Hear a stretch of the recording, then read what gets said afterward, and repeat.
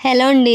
అందరూ కనుమ ఎలా సెలబ్రేట్ చేసుకున్నారు? మేము ఈ రోజు అయితే అసలు ఏం సెలబ్రేట్ చేసుకోలేదు. ఎందుకంటే ఫ్రైడే ఎవరు తినరనమాట అందుకని. ఈ వీడియో అయితే ఈ రోజుది కాదు, మొన్న భోగి రోజుదే.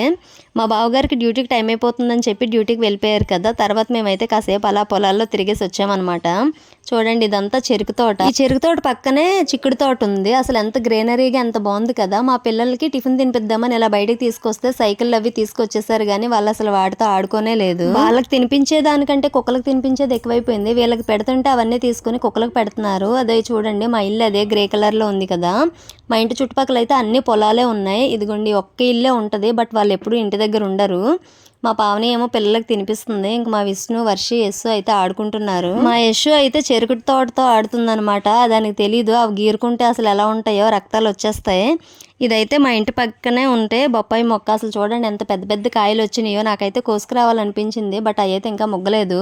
కానీ చిక్కుడుకాయలు అయితే బాగా ముదిరిపోయినాయి అని చెప్పి కొన్ని కోసేసాను మా అమ్మ వాళ్ళకి తీసుకెళ్దామని.